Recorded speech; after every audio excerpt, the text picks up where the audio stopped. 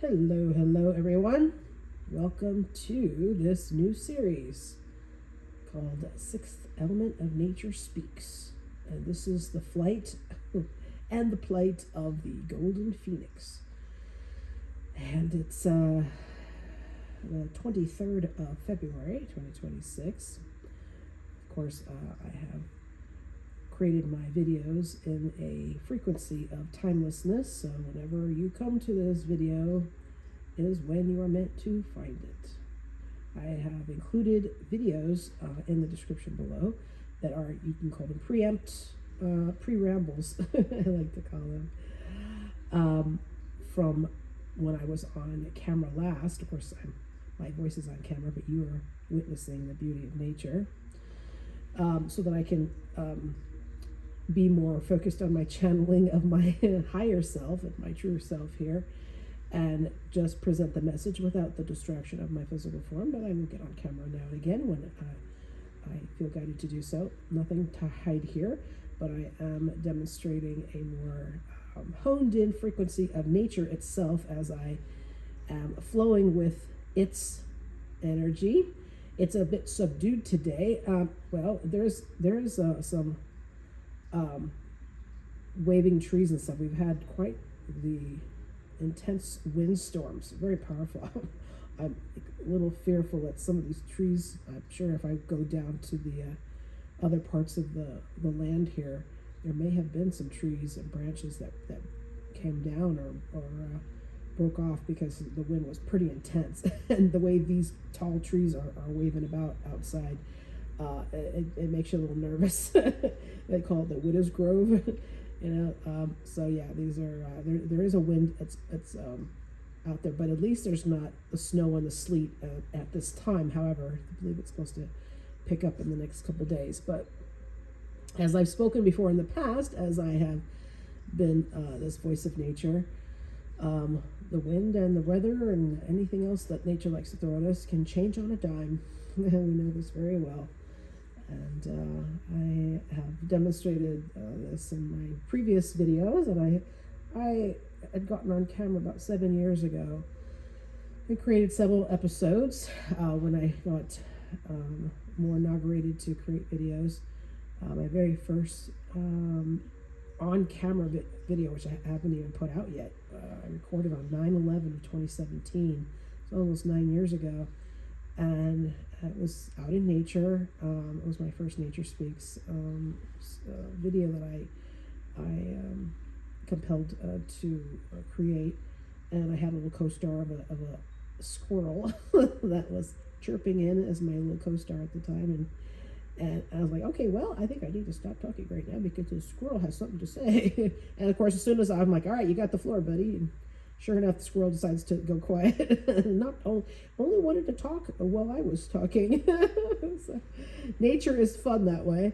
But I'm tucked in the house, as you can see. I'm at the picture window because it is a bit too windy to record out there. I knew the wind would cause all kinds of interference on the microphone. But that's nature for you. And if I had a canopy over my head and it was even under a balcony or something, I would still have gone out there because it is fun to. But I'm here to co-star with nature for sure. But I still want to make sure that I'm heard as well. I don't want to irritate, because I know there's nothing worse than hearing scuffling going on in the microphone. So we do what we do, and we compromise, and you get to see the wind whipping around out there a bit. Not too bad from this angle, but right there is the base of Mount Shasta, a glorious, glorious mountain. I believe it's the root chakra of the earth. Very sacred mountain. People come from all over the world, of course.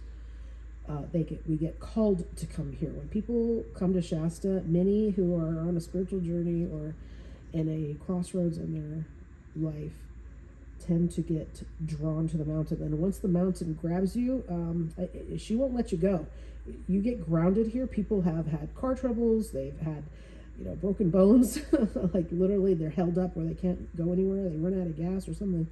And then when they're here, they don't leave, or they just felt compelled to come back, and constantly, and it has a wonderful, amazing hold on you, because she is an initiator and an activator of you doing grounding inner work, and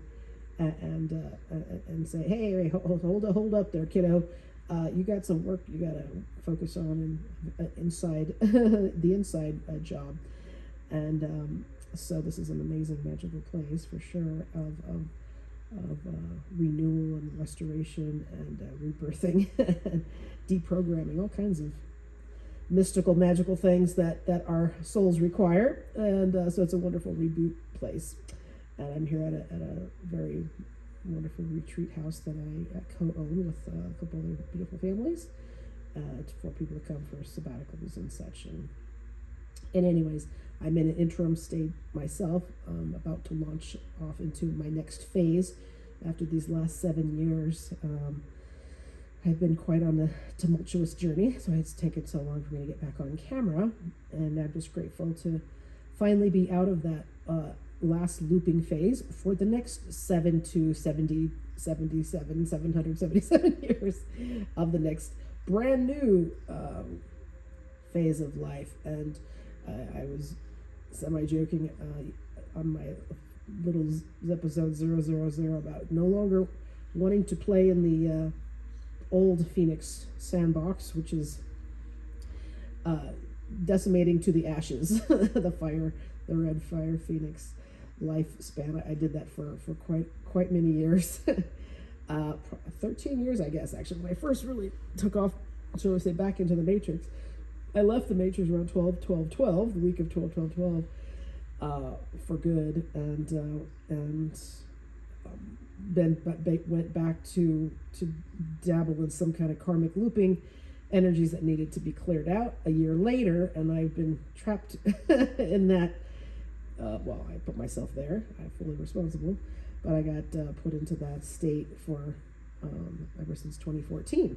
So here we are, 12 years later. And I have, shall we say, transcended the old Phoenix paradigm and that lifespan, which put me into several drops into the ashes many times. more lives than a cat, right? Phoenixes, I don't know what their normal lifespan is for in the mystical realms of their incarnations, but I went through many of those. It's what it felt like. I mean, I use a lot of metaphors, but that seems to be appropriate. And so I'm calling this new series the Golden Phoenix, to which there are no more ashes. We go into the stardust, the ether, the fairy dust, gold dust, or whatever you want to call it, the fabric of the universe itself, which is ether. And we're going to talk about some kind of those elements and such, because I bring spirit and science in a wonderful emergence to illuminate both elements that are very important to understand and to balance and harmonize with, because you could say science is the physical world, and spirit is the etheric, magical, miraculous element of life, which makes it amazing and worth living, really. And harmonizing both elements together are very important. As I say, the sixth element of nature as who I am, because we have all of our four elements, as you know: earth, air, fire, and water. And then the fifth element is spirit. And as we comprehend, and we're part of, we are part water, mostly water. We've got the earthy element with our bone and our own body ash, and then of course the air in our lungs, and then the fire in our hearts. And spirit, shall we say, animates, activates, and fuels our being, and gives us life.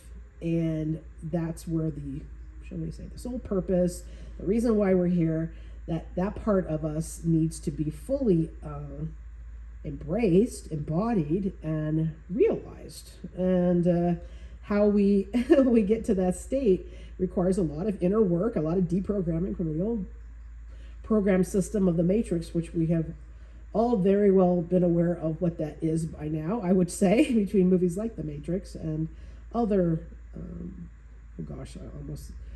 every movie almost out there is going to show elements of light and dark and all the turmoils and tribulations that we go through in order to find out what really matters. And it's always love, family, living your authentic self, that kind of wonderful truth.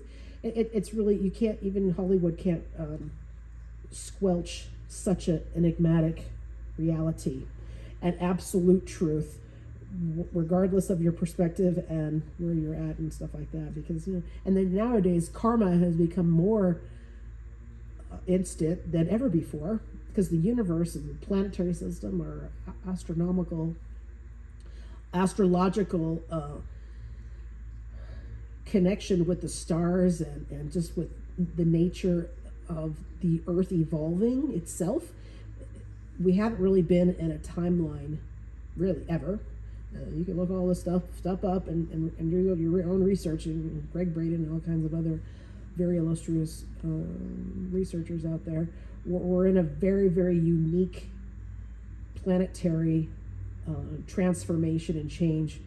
The Schumann resonance is a very poignant guideline, and just which demonstrates the frequency of the heartbeat of the earth. It's just I guess a computerized program that demonstrates the frequency of the earth during shiftings of cataclysmic changes and such. The Schumann resonance just demonstrates the frequency levels, and we haven't seen such jumps of cataclysmic changes in the frequency, which is like the heartbeat, the energy, the what is it in medical terms, like the heart, the machines that demonstrate your frequencies and stuff. You're like an EKG, I guess you could call it, or a waveform monitor.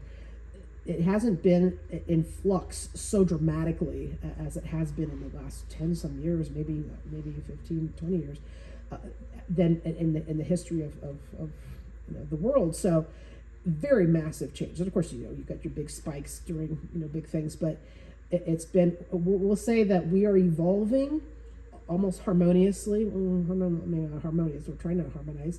That's the whole point, is trying to harmonize. But we are in alignment with the evolution of the planet, while we as humans and the living are also evolving simultaneously. So it's a very coherent and cohesive balance, where I believe, and these are all my opinions, of course, and you can resonate with, and there's a lot of people that I don't do a bunch of research out there. This is stuff that comes to me organically, and I get corroborative validation, if you will, and hearing others speak the same, and I go, resonate, however, but I do get confirmations and validations, if you will, from other researchers. And when I hear their research, and it comes to me, as it does randomly here and there, like I said, I don't go out of my way to find things. I don't research, like look up a title or something like that. It just, it just comes my way, or someone shares it with me, and I go, yep, I resonate with that. It makes total sense. And they're validating a lot of these concepts. So, I believe that nature is a very prevalent reflection of us, how we act, what kind of tumultuous state that we're in. And nature's going to sometimes go, hey, kiddos, I'm going to get you rebalanced and refocused on what's more important, and it'll throw some acts of nature right at us and wake us up. And when those type of things happen that are, you could say, beyond our controls, it puts us in perspective, and it kind of recalibrates us back to what matters most, etc. Right? When there's any kind of crazy storm, just absolutely cataclysmic, nature disaster, for example, of a flood or something like that. and the whole town is flooded, and everyone all of a sudden comes together. It's like, oh God, I never even know I had a neighbor living over there. There's been such a disconnect through even their own local communities and neighborhoods, and sometimes it takes a natural disaster that brings communities together, and that's when what really matters is illuminated and community comes together. And I like using the word common unity, right? As a combo essence there. This whole baseline of what we're hoping for, we always striving for, is for unity, and for people to, be a sovereign being, be independent as a unique, wonderful person that you are in your own capacities, but harmonizing doesn't, you don't have to harmonize with everybody, and then when you don't, walk away, etc., from situations that aren't conducive and aren't supporting you. But nature is a massive. It's like when you're forced inside because of the weather, then you have to do other things, and then when also the weather gets nice, then you're almost like drawn outside, right? Because nature's calling you out to her and stuff. So. And when we get out in nature, we ground in such a magnificent way. But and when we're not always able to get out there because of the weather and certain circumstances, I would love to have spent some time out there today, and I will go out there for a few minutes. And there's nothing wrong with getting rained on if you get prepared for that. And it is wonderful. I mean, it was just snowing here just 3 days ago, and it was a foot of snow on the ground, and it's all melted, completely melted. You wouldn't even know we had snow. So it's fascinating how quickly, like I said, things change, and I think we're supposed to have another snowstorm coming up tomorrow for 2-3 days. And I thought I was, the roads were completely, needed to be shoveled and such, and it's starting to get a little icy. But then it's like, it cleared out so quickly, and it's like, wow, thanks. I don't need to do any shoveling anymore. It's like it all just got done really quick, and it was only in the 40s. It warmed up pretty good, but the sun coming out, even just for a few hours, was enough to, and then the wind blew all of the snow off the trees. You get worried because the snow was really heavy on those trees, and if there wasn't a windstorm to blow it off, they would have been more top heavy and more chance for the tree to come down. So nature has its own logic and its own ways of self-preserving, right, and protecting itself and protecting us too. And it's a wonderful, I'm just kind of sharing some general concepts of nature in its general state of existence, and how we can harmonize with it once we kind of understand deeper meaning than just, oh, it's just a tree, kind of thing, right? It was just dirt. It's like, nature really needs to be appreciated and honored and really respected on a deeper level of how magical it is and how powerful it is for rebooting us and resetting us and refocusing us, right? And the more harmonized we are with nature, I mean, people do live in extreme locations, and to be honest, I'm not a big fan of living in extreme weather locations particularly.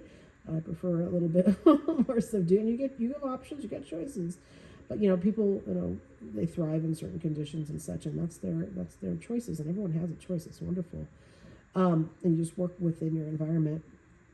But I just this little series is going to just, I'm not going to only talk about nature and its the birds and the bees and the flora and the fauna all the time, but just as I've taken flight yesterday, elevated, and I'm now riding the rainbow wave, and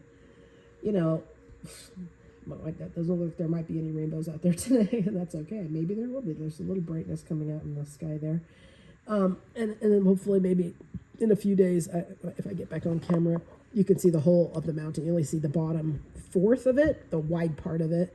And the tip part, obviously, is completely covered by the clouds today. But I'm going to try to put the camera in the same spot. So you'll see a little evolution of the morphing skyline. and this incredible space that I'm blessed to be in right now, while I'm hibernating and was in my hiatus of processing and healing over the last couple years since I moved out of my property next door. And I'm just very excited to be back online. And I'm not going to make these videos too long right now, but just wanted to come on just to at least say hello again and showcase the latest activities of what nature is trying to tell us today. And it's even though it's windy out there and it's drizzling and such, it's minor and it's mild. It's not anything that is too aggressive. She's not too pissed off today. We don't want to piss off Mother Nature. There's nothing worse than pissing off Mother Nature. And that's why I just, we do have these windstorms. I mean, that means there needs to be clearing. There needs to be, nature knows what it's doing, and it's not about analyzing what's it up to today. But to not at least give it some attention and time of how give your time and attention to nature, even if it's 10 minutes, 5 minutes a day, putting yourself out there, just watching the clouds go by. It's very calming. It's, first of all, if you get to put your body out there and lie down on the ground and give all your cares and your burdens and your troubles and your doubts and your fears and all your concerns and just let it drain out of you into the earth. It's amazing how peaceful it is. I was doing this with my girlfriends a couple years ago when it was like a routine, and I want to get back into that. I'm helping reignite my own importance. I'm teaching myself here too, reminding myself, getting out there like it's right before sunset and just doing a little nature nap for a few minutes and just ground at the end of the day. You could put all your cares and your trials, into the earth and just let it all fade away. So you get, because every day is like a renewal. It's you kind of resurrect every morning. Today I got to continue. Still, I woke up. I'm breathing again. I rested in peace, and you like to do that, and it helps nature when you allow her to take all your cares away. And not everyone can get out there and lie on a grass. We have grass out here, but even just there's a river here, and there's all kinds of hilly spaces that have rocks and stuff on it. But I brought myself down there with a couple blankets and towels, and I made myself a comfortable little spot. I'll take pictures of it. I'll do one of my trips down over there one of these days. And it just you look at it, you don't think it's going to be comfortable. You think it's going to be all bumpy and lumpy, and it's just so relaxing. And every time I do it, I say, oh my God, I should do this every day. And I really should, because it's just so relaxing to put yourself on your back into Mother Nature, and your hands and your feet into the earth. If you could take your shoes off, even better, of course, and really ground yourself just for a few minutes a day. It would be kind of nice if everybody had a little patch of grass, even if it's like in a indoor garden, right? Or you could do this on a balcony or something, like people make raised gardens all the time. But can you imagine how awesome it would be to have just like a little grass patch, like a rest spot, and then you just put yourself on there every day and just into the dirt and just even if you're high rise up in a building, and you could still visualize, and if you're on those, you're touching living elements of grass. If you're able to create like a little grass box bed for yourself, literally a bed, like a garden bed, but a human bed of earth and grass. And oh my God, I'm telling you, it's very magical and very effective to relieving your ails, your aches, your pains, and your concerns, and sending all of that energy into earth. When you do it respectfully and consciously, Mother Nature welcomes our debris because she can transmute it very well. as long as it's purposed, and I give it to her that way. If we were dumping our, throwing trash on the ground and putting toxic chemicals in the earth and all that kind of stuff without a care in the world, I'm a big fan of that. Of course, we don't want to do that.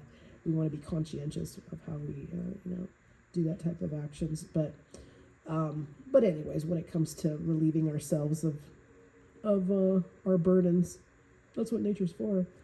It wants us to hold it, and lean on the tree. If you can get on a hammock, or there's a tree that's over.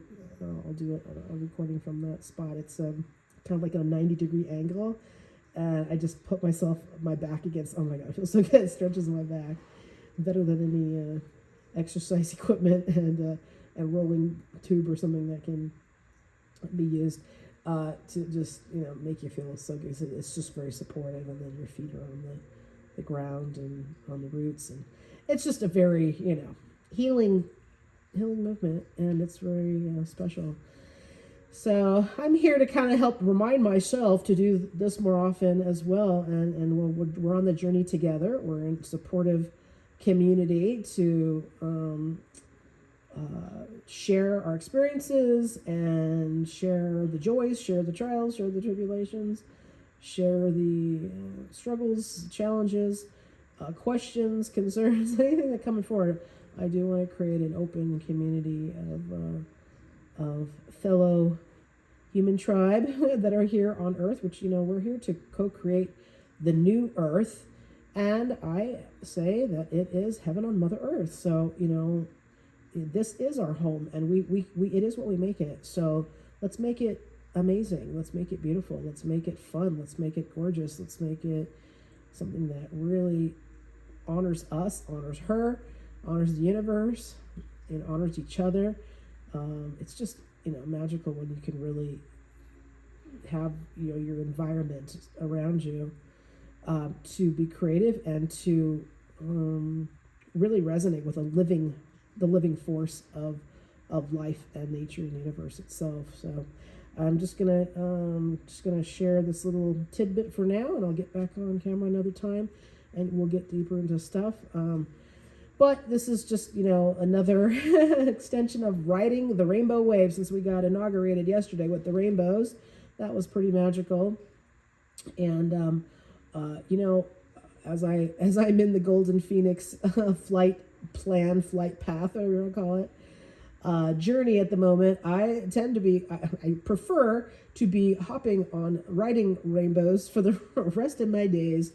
No more crash and burns for me, but we're here to support those that are in the other Phoenix stages at the point, of course, because we've all been there before, and so many have been, are on different levels of their journey, and it's about supporting others that are, just getting warmed up, getting started on the inner journey. And I've been through many, many years and many ups and downs, the yo-yo journey where you're like, everything is just, I lost it, I got it back, I lost it again, right? We've all been through the up and down of that many times, and it's kicked us in the teeth, right? Kicked us in the shorts, and tested our resilience. You're like, all right, that's it, I'm not doing that anymore, but the whole purpose is to get back up and keep going, forging ahead. And it helps when we got support team. I couldn't have survived and done what I did and come back to life again, if you will, if I didn't have support. And it wasn't even people that it wasn't people I ever met. I had one or two friends that were there for me during my, deepest, darkest moments, but they couldn't really help me. They were far away, and I was kind of on my own, doing my own, rehabilitation and restoration on my own. And I'm going into my trilogy series coming up, which is the shipwreck of the journey, when I went through a massive shipwreck, Titanic shipwreck, splintering right through. There was all kinds of big mound of ashes on that one. And that was 7 years ago, right after I created my trilogy, around the time I created my trilogy series, when I had just resurrected from that. And, that it was just, for me, it was YouTube and, other venues of social media, but it's like the right support team, like the angelic cavalry, if you will, and on higher realms of higher dimensional spirit team, etc., angels, whatever you call, seemed to, even though I couldn't tangibly, touch them or anything like that. It's like the universe somehow was watching out for me and sending me the right message, the right video, the right information, the right book, whatever that came my way, that helped me get through that, to let me know that I'm not alone, you know. And without those, you know, I don't even call them familial strangers, but you know, they seem like family to me, and I've never talked to any one of these type of people in person, but you know, sometimes when the information comes to us through channeled messages, or you know, divine downloads, or guided, you know, support through whatever media form that decided to come to me at that time, it was somehow, it was a direct line, a lifeline, if you will, that helped me get through. So that's what we're here for, you know, and I'm just grateful to be another outlet, another soundboard, a safe place to land, to come to, and share the journey. And I'm going to keep sharing the elements and aspects of my journey as I go along here, and here to be that supportive guidepost, lighthouse, beacon, transceiver, top of the mountain. You know, I've been up, I've been down, I've been all around, and I'm still flitting about the world, you know, in the country, doing my journey. It's a continual thing, and there's going to be people that I'm always seeking out that support me on my next leg of the journey. But you know, we're pioneers, the ones who go before, like the Lewis and Clarks, right, and the explorers out there that go and map out the zone. And it's just, you know, guidelines, you know, it's not like do it my way or the highway. It's like we're going to places that there's no man or woman has been before, you know, going to uncharted territory, and you know, and then so we can leave a map behind, you know, leave the what was it? Sorry, no Reese's Pieces, E.T. going home. You know, we leave a little trail, you know, in the bag with the bird seed. Well, I was not bird seed, because birds will eat it, and the trail's gone. you gotta be smart what you're using as a guideline.